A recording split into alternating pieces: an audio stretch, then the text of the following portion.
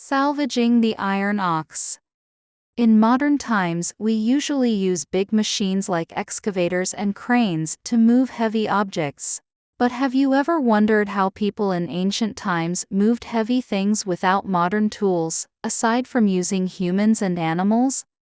Today's story is about a monk named Bing, from the Song dynasty, who managed to pull a 10,000-pound iron ox out of a river, using just 2 boats and some mud. How did he do it? The story takes place in Hejong State, where there was a floating bridge anchored with iron chains to 8 heavy iron oxen. Each iron ox weighed over 10,000 pounds and helped keep the bridge stable.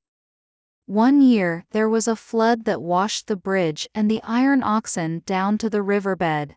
When the flood waters receded, the officials wanted to salvage the iron oxen so they could rebuild the bridge.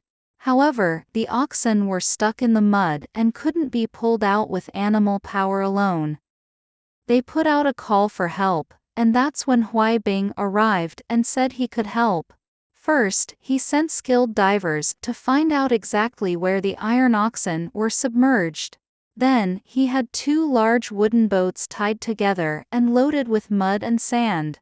He also built a sturdy frame between the 2 boats for stability, and floated them to where the iron ox was stuck. Next, he had divers dive down and tie the iron oxen with ropes. They pulled the ropes tight and secured the other ends to the frame.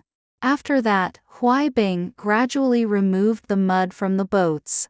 As the boats became lighter, they floated higher, slowly bringing the iron ox up from the mud. Finally, he moved the boats to the construction site for the bridge, towing the iron oxen back to their original spot. Then, with the help of oxen, he pulled the iron ox onto the riverbank. Today, there's a modern technique for salvaging sunken ships called buoyancy salvage, which is similar to how Bing did it. This story shows how clever and resourceful people have been throughout history, solving problems with creativity, even without the technology we have today.